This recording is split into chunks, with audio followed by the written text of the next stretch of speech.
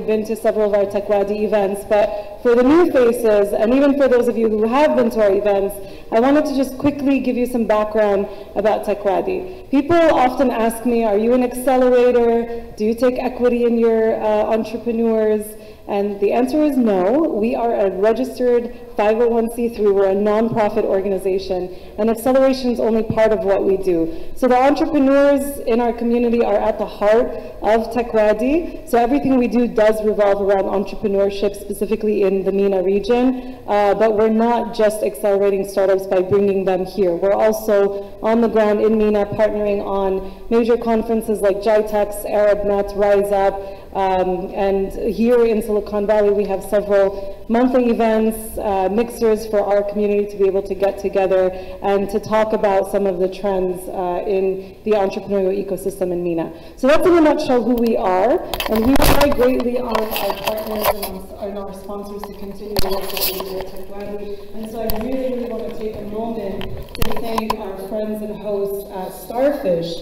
That's the venue that we're at today. They have been so kind and gracious. So I wanted to give Jose a few minutes to talk about Starfish. Maybe a few seconds. Just want to introduce you who we are here. We are a community-focused research technology company in San Francisco, in the Bay Area, in Silicon Valley. By the way, welcome. Like I know any of you who are here, I know you are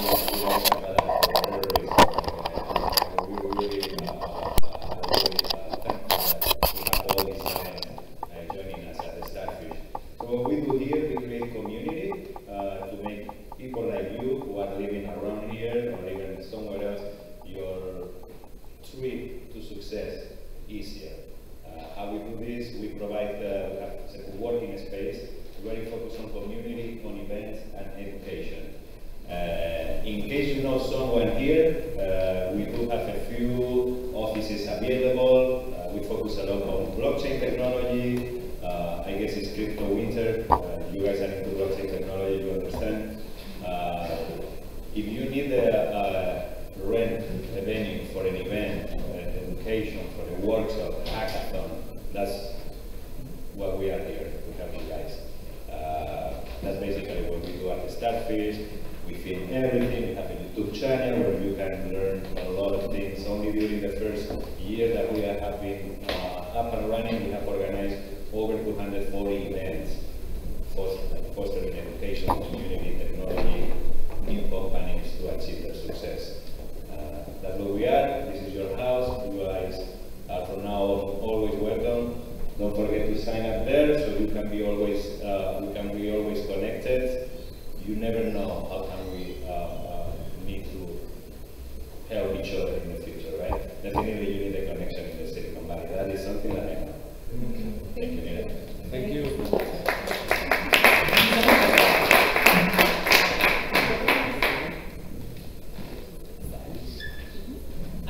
Hello, everybody. My name is and I'm the newest community manager at TechWadi. I started in November, so it's still pretty new. I'm very excited to be here. And I encourage all of you to come up and talk to me after the event to talk about ways that you can get involved as a mentor, other ways, because my goal as the community manager is to engage the community better. And tonight I'm excited to introduce to you a group of startups from INJAZ Egypt. INJAZ is a longtime partner of TechWadi. This is the third year we've done a program with INJAZ Egypt, and they do an incredible job of supporting entrepreneurs in Egypt. And the first startup we have for you tonight is Everest Mines. Everest Mines. And Ahmed Behairy of Everest Mines. So Thank you very much for coming. Just to set the expectations straight, this is not the typical pitch. It's actually more of an introduction. My name is Ahmed right? Okay.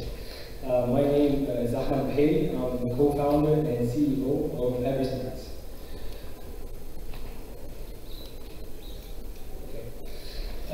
So I'm from Egypt, and back in Egypt, every year, 85,000 cancer patients have to wait for at least 28 days to get their medicine. But now, they no longer have to wait because they can get it in only 2 days thanks to user-centered design. At Everest Minds, this is what we're all about. We're a digital product agency on a mission to transform societies, one user, one department, one organization at a time. And how we do it? So what we do is we bring the Silicon Valley product mindset to legacy, old, classical, governmental organizations. So first of all, we actually do agile implementations. So we start with a prototype, and then we iterate.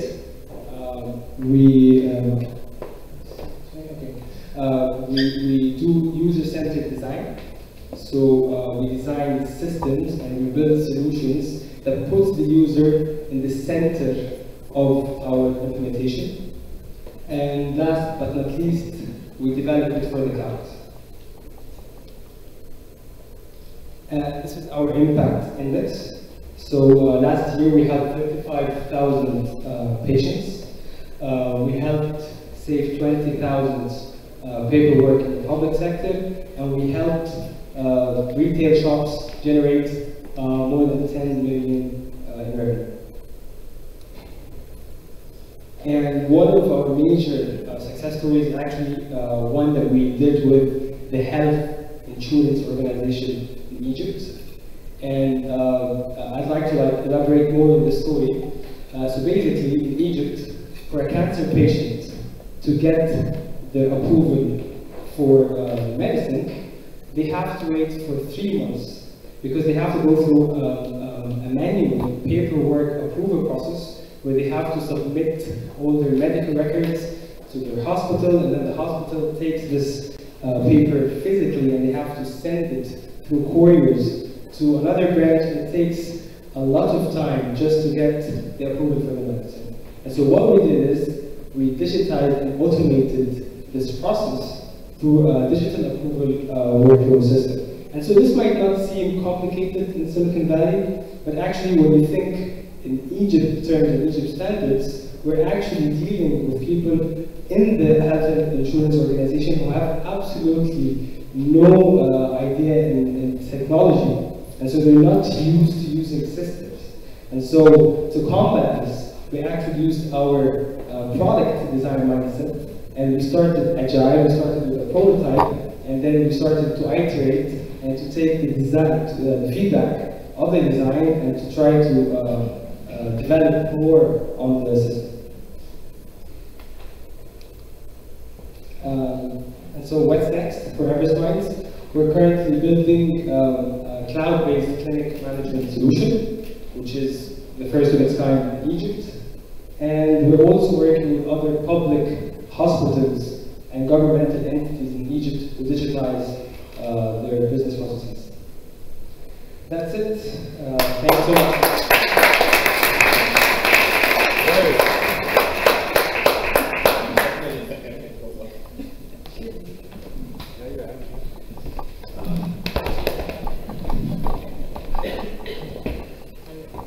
Thank you so much, Ahmed. That was an incredible story. Next up, we have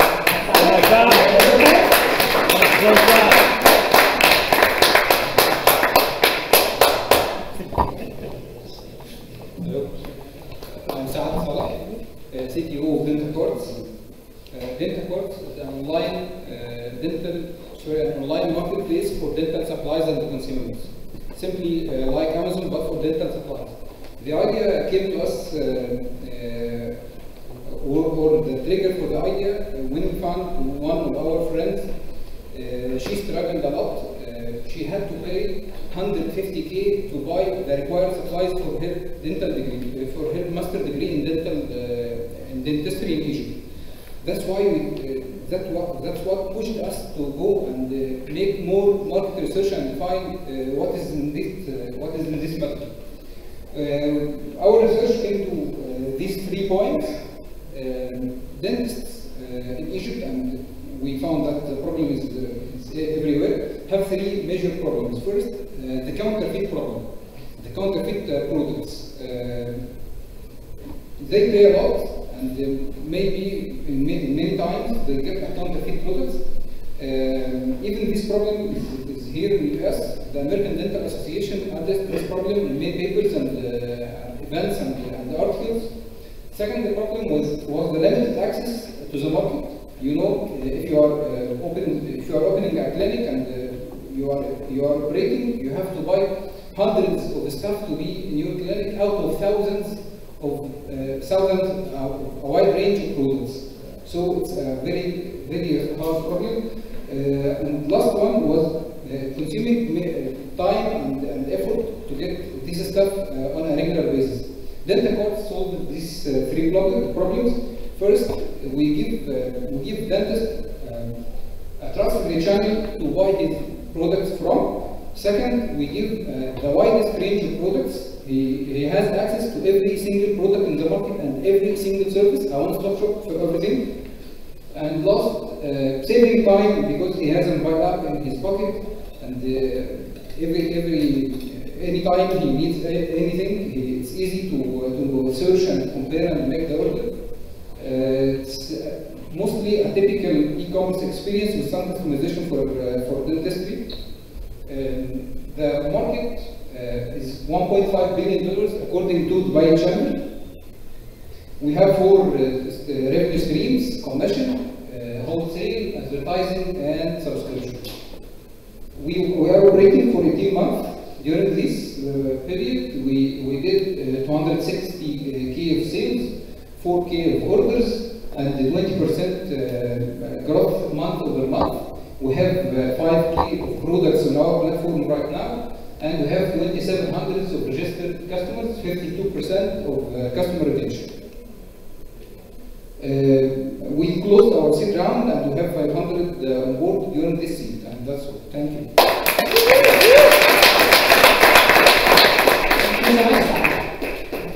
Next up, we got Jimmy of Dryve.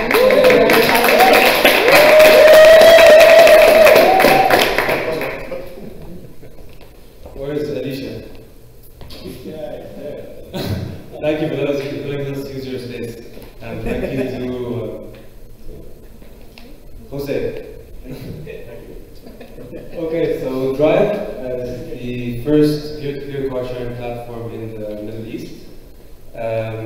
We launched in Egypt and we're launching in Dubai and Saudi Arabia before the end of this year. Doing this product in the Middle East was very tough. Of course, this model is very prominent here in the US with companies like Turo and GetAround. We have a few employees from there here today. But in Egypt, it was much harder. We designed the app in a very efficient, transparent, fair, and reliable way. I'll go through every single point of these in more detail later on. But basically in Egypt, we went to a market where it was very fragmented. We have very little basis to build upon. And we basically completely restructured the whole rental market over there. The gray market, most things were taken into account by the rule of law rather than any scientific metric. We basically, through partnerships with the largest second-hand car marketplace in Egypt, created a system where we basically apply this specific equation to classify the cars based on their market value. Of course, after applying this secret sauce that we had. It's very efficient. Drivers are allowed to send up to 3 booking requests for the same period. Owners accept drivers based on their profiles and ratings. And drivers pay in advance, and owners only receive their money after pickup. A lot of our success is built on our partnerships with AXA and Uber. AXA are our insurance partners and Uber are our strategic partners. We have 18 developers, we have 15 employees in the operations team, and 5 people handling marketing.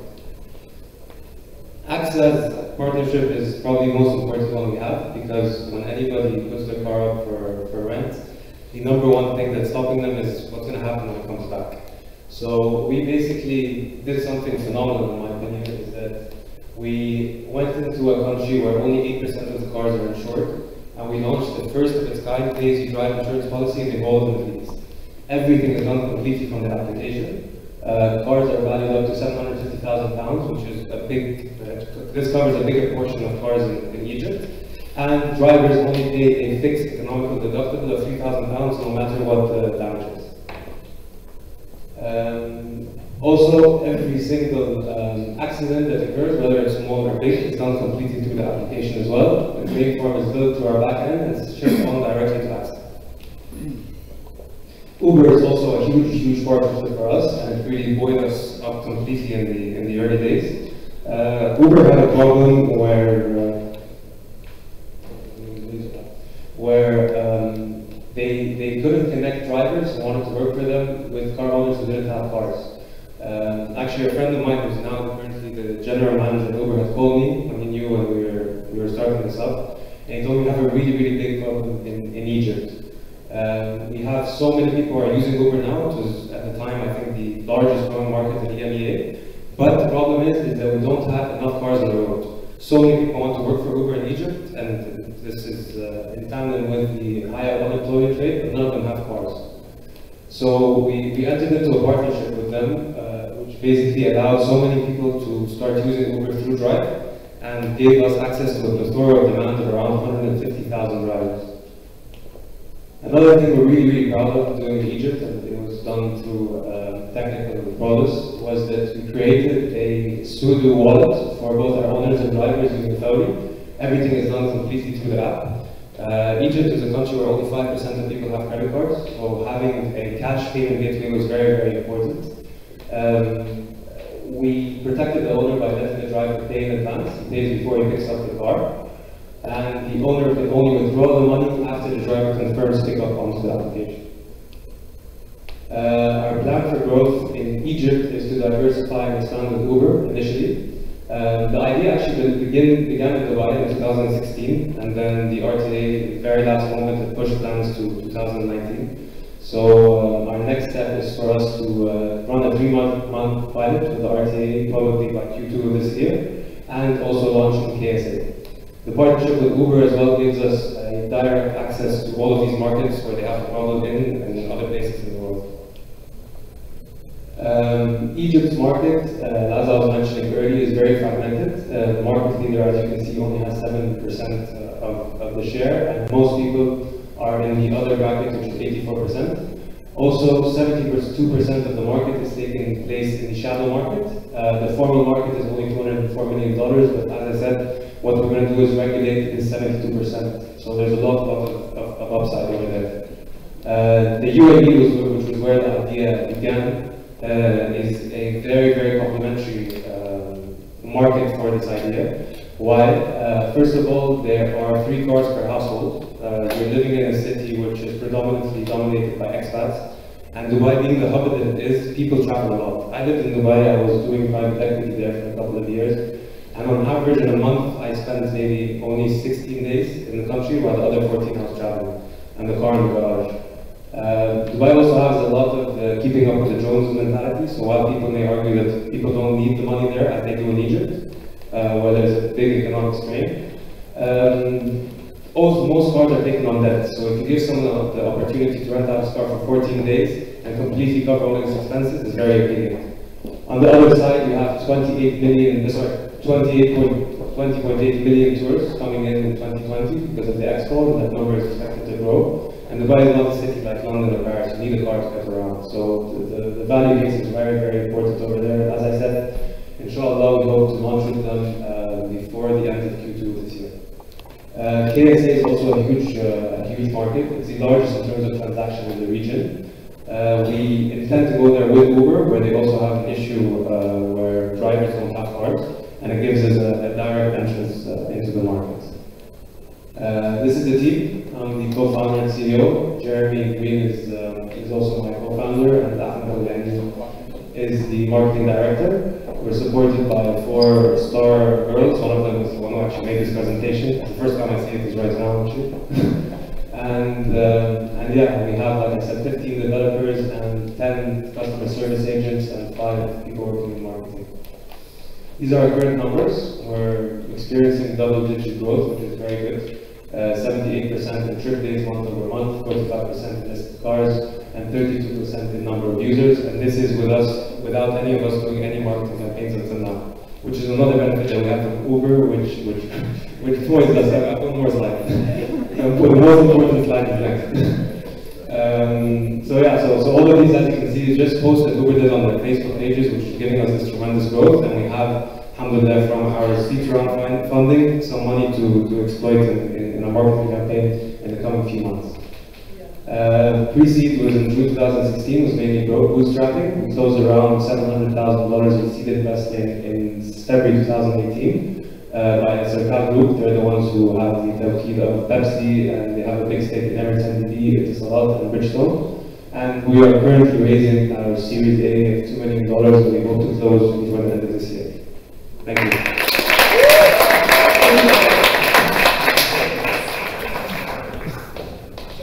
Okay, just really quickly, because we have a few additional startup space to get through for those that are coming up to present. Let's try to keep it in the 3 to 5 minutes. 5 maximum. Okay, 3 minutes for all set. And then I think it's good practice to start thinking about your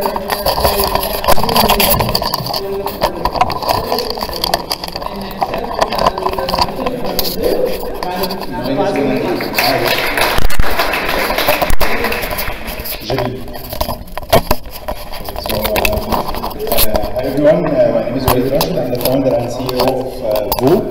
Actually, the problem started that whenever you need to send something like a parcel or a document from Egypt to anywhere, what the best courier company or shipping company is.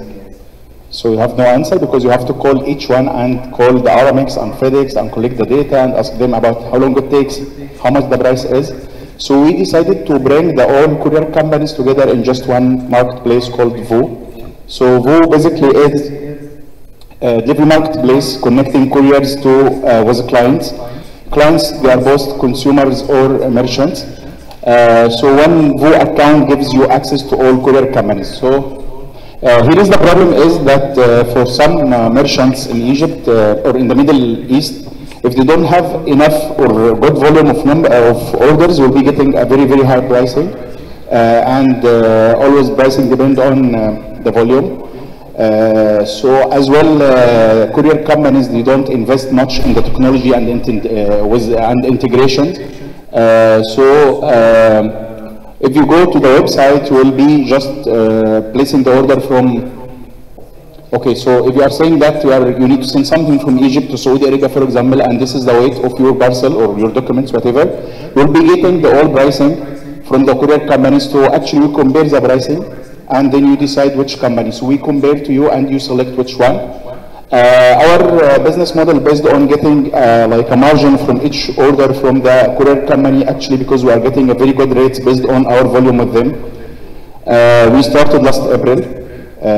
We have like 10 companies that 10 shipments, courier companies that we signed up with them, like Aramex, DHL, FedEx, Fetcher as well. They are all our partners, and actually we have like 30K orders up to now. That's all. Thank you so much.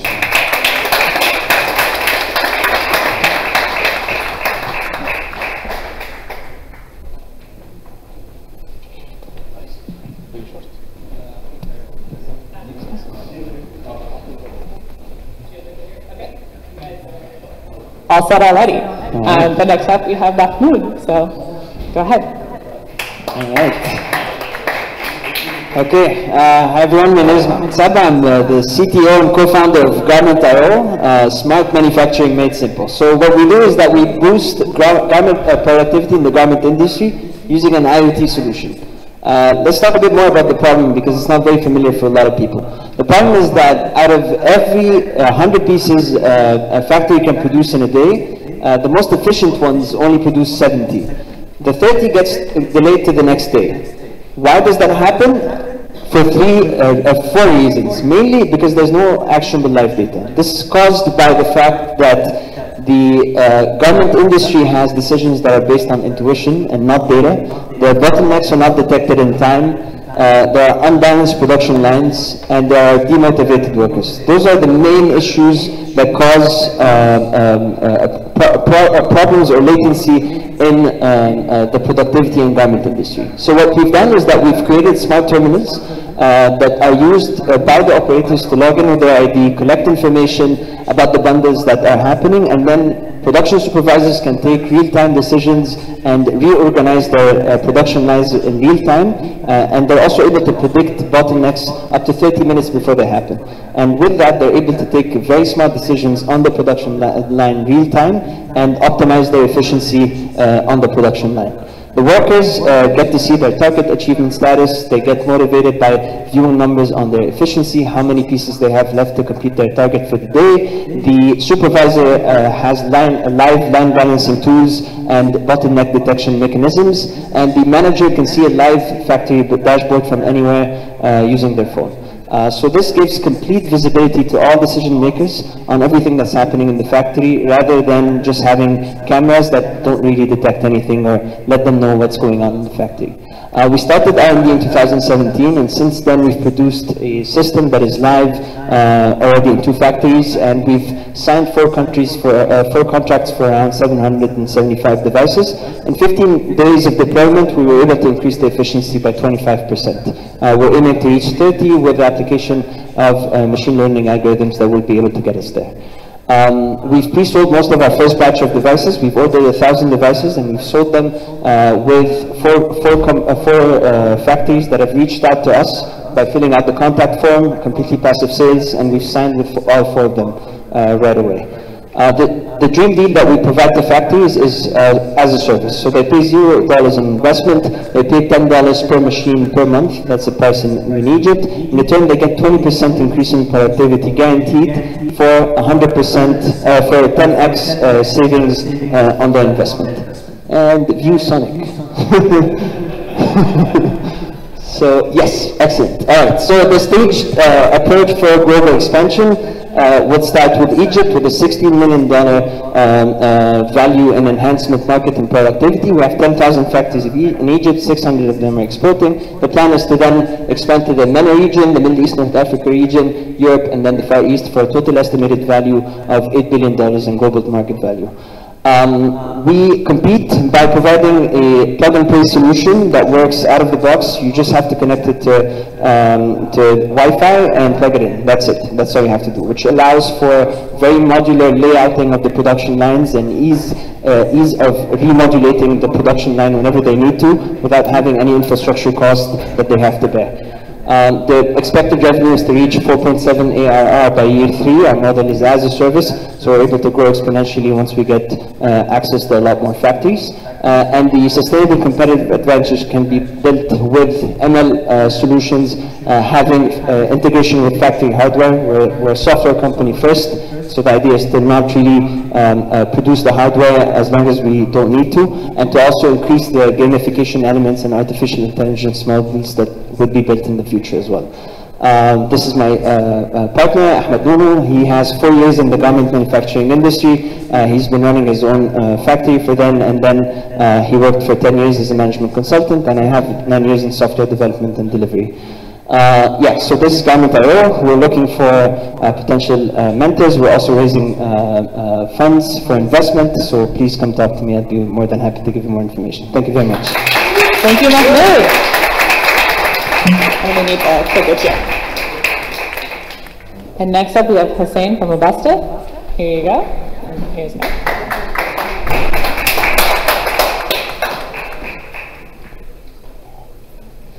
Hi everyone, I'm Hussein Mohieldin, CEO of Robusta.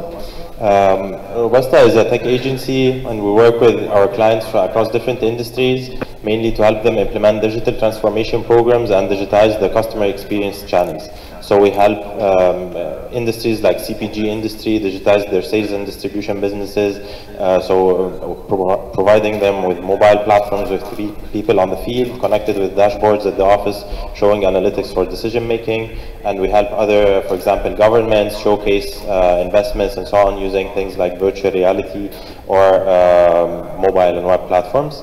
Over the past few years, we have grown our team from 3 people to 90 people, mostly in engineering, user experience design, testing, and so on. And we've been having 2 to 3x growth of revenue year over year. We also organize the e-commerce summit in Egypt, which is the main event of the year for everyone working in e-commerce, where we get, last year we got around 3,000 of the senior managers of the CPG industry, retail, household and appliances and so on, attending this summit, attending different talks, panels and workshops. And we're still organizing it this year and every year going forwards. Our roadmap is like creating this ecosystem of technology. So while we focus on growing our agency by including more services, so we're venturing into things more like AI and machine learning, we're also expanding our presence geographically. Right now we have our own offices in Egypt and Germany and work with clients in different locations. So our plan is to expand our client servicing offices across different countries and establish another operations hub maybe in other locations like Eastern Europe. And we also plan to do a series of mergers and acquisitions with other players, whether to increase our capacity or to include more services. We also have plans to venture into enterprise SaaS products. We plan to productize some of the services that get requested quite often from our clients, and then we get much better scalability. And we're considering, since we work with lots of startups and businesses, we're considering ventures, either with existing businesses who are doing very well in their offline business, yet they do not have the right team or they are unsure about the investment regarding digital. So we plan to co-invest with them and then have agreements like revenue share models and so on. And the other model we have for the ventures is we want to partner with other ecosystem players to establish a pre-seed VC for startups that are developing their MVP and then they take it forwards from there.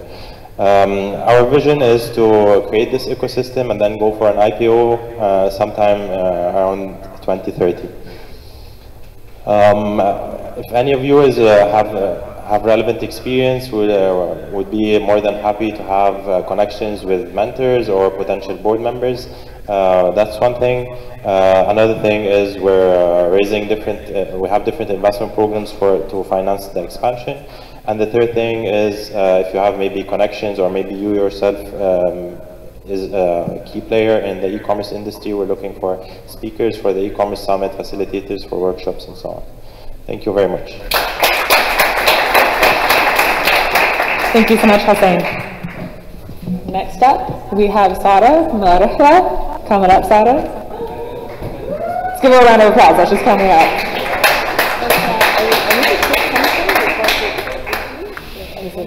Okay. This one.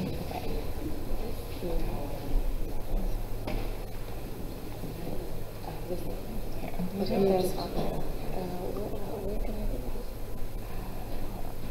Just give us a second while we're figuring out some technical things. Where's the mouse?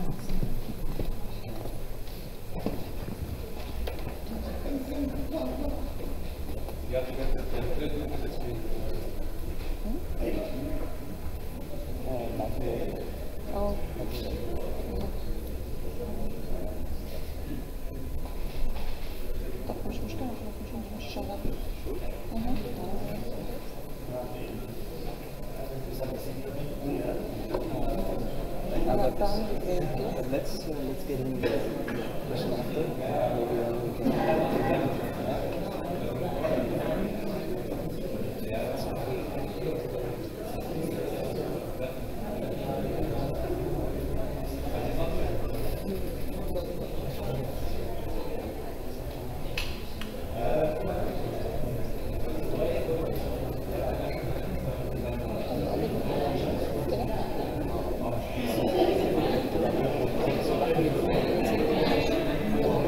Try to fix it now and then just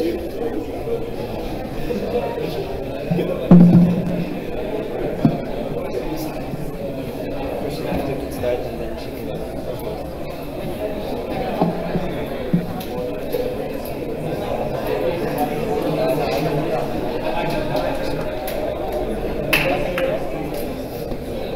Sara will actually be going next.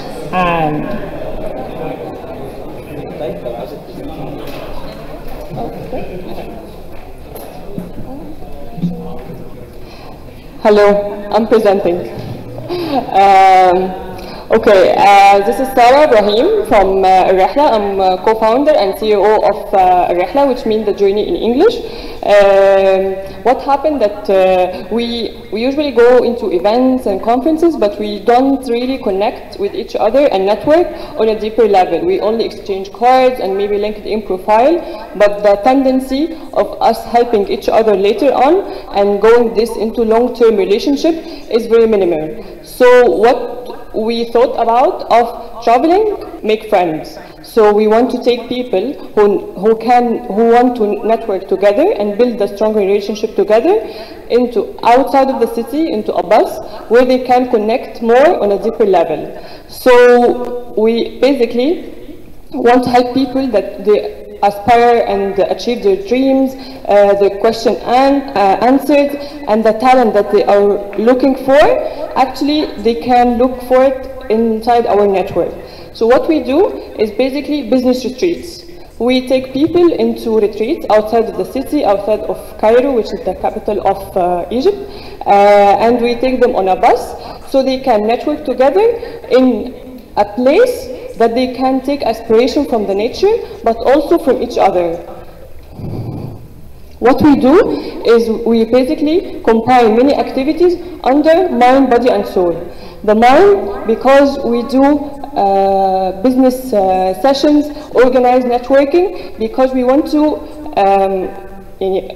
motivate introverts to also network with each other, because introverts can find very hardship into initiating conversation, and we want to tackle this point. The soul by doing deeper reflections, games, relaxation, artistic expression, and the body because they wake up in the morning and they do fitness, they do diving or maybe hiking, and that's how they can benefit from the place that they are going in and also reflect with themselves. What happened and the outcome of each retreat, that people build a strong relationship with each other, and what we aspire and we want to achieve in the coming 2 years, that we also make them not only build a stronger relationship inside the camp, but also to be connected to all the camp that we organize. So what ElRehla is offering, we are offering B2C and B2B. The B2C is in the public camps, and also because we are doing some speed networking activations, but we do it also with B2B. The B2B in the corporate and in the industry level, because we, in 2016, we have entered the corporate retreat by going into solving a specific pain inside each company. For example, we have done a retreat between the sales and the pre-sales with a multinational company because they have a problem of communication. So we've gone with them into a retreat, also with the mind, body, and soul aspect, but tackling this specific problem. This is the team. So we are 6 founders, but now we are more than 10 employees, part-time and full-time. And this is some numbers. We have done 7 public retreats and 22 corporate and private retreats. We have done also 6 blue-collar retreats, which were only one-day retreats. And we, last year in 2018, we have done an impact assessment because we want to know if people really build a strong relationship with each other or not. And we have come out with all these numbers that, for example, 92% we have a direct impact on connecting people to relevant business, and 86% of corporate employees show significant decrease in employee complaints after going with us into retreats. And this is some giveaways of individuals, and because we either in the public or B2C activities and products and B2B, we care about individuals. So each individual take away something different. For example, this is Amr AboDraiaa, who take workplace tools and implement it in her day-to-day activities in her work. And Waleed, for example, he got career suppliers. You will see him later on. He did an habit change challenge that he changed a habit to be more productive later on. And yeah, that's it. Thank you so much, Sara. Next up, we have Ahmed from the side before. Here you go. Let's get a round of applause for Ahmed.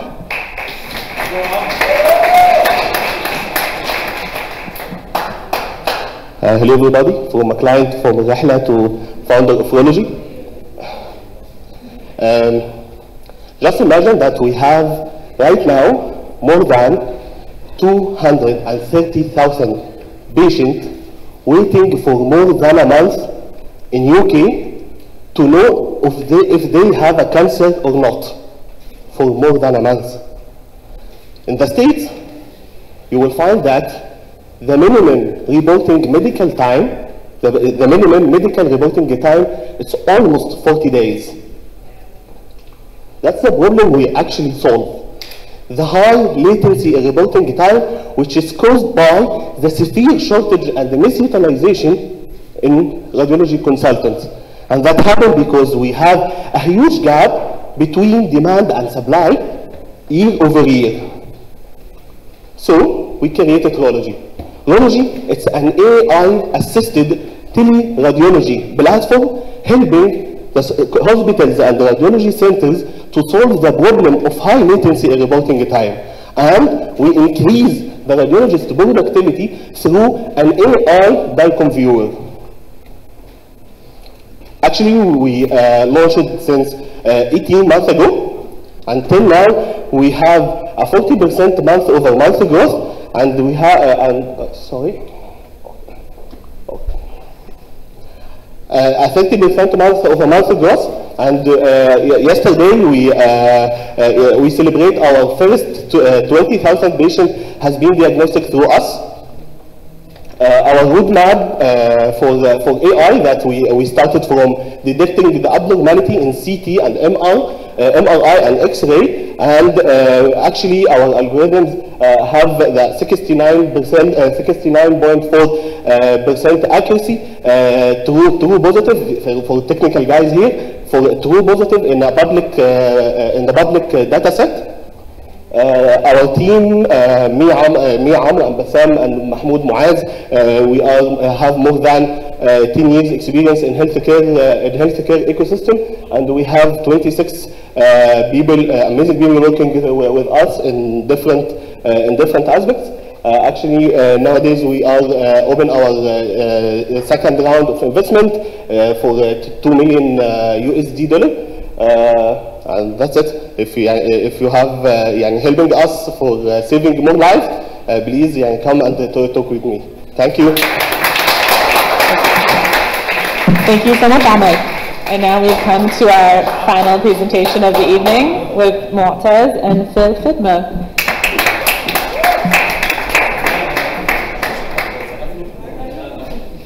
Hi, so I'm the lucky SOB who's presenting last. I promise this is going to be fast, hopefully.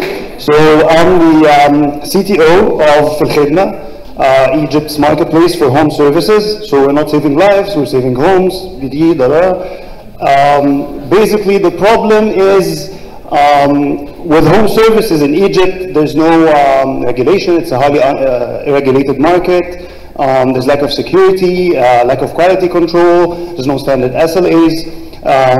And so we're looking at several verticals in the home services market. First of all, the maintenance services, and that's what we started with. So we have all sorts of maintenance jobs that you can get on our marketplace. The second vertical is the housekeeping, and this is something that we're looking to experiment with this year.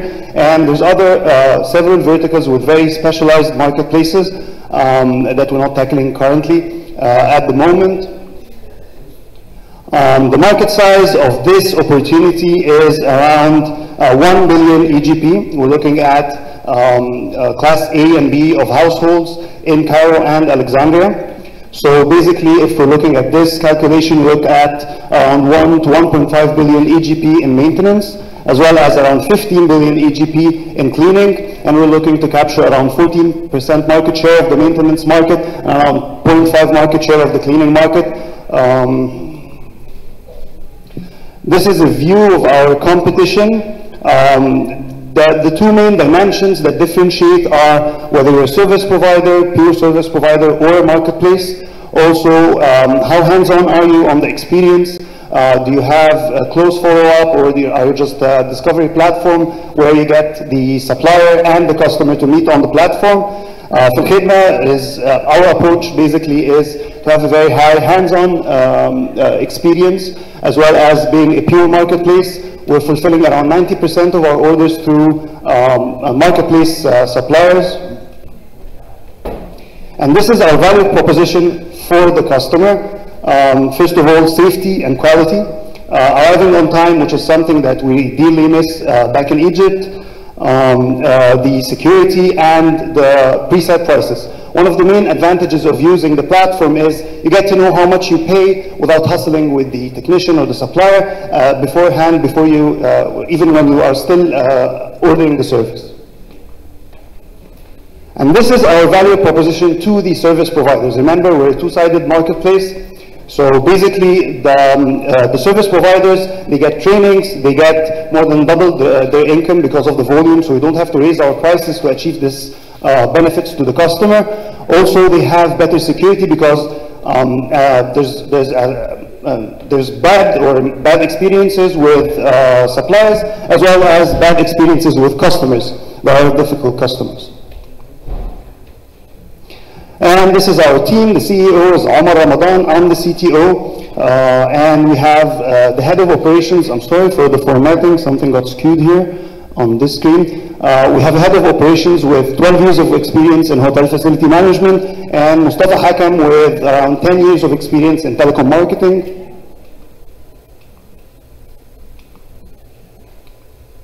We have raised an angel round from Khaled Ismail, a couple of rounds from Algebra and Glint Consulting, one late 2017 and one just 2 months ago. Thank you very much. Thank you so much, and I'd like to get a round of applause for all of the startups who presented tonight. You guys did an incredible job. That is it for the speaking portion of our evening. We have more food and drinks in the back. Please stay, network, meet the startups, learn more about what they're doing. Hold on. Also, to the people with us from Silicon Valley, if you'd like to get involved in TechWadi, hear more about how you could mentor or engage with other startups on our network, please come and talk to me or to Sneem or Nadat, and we'd be happy to get you guys all involved. Thank you for coming. Now you can get out.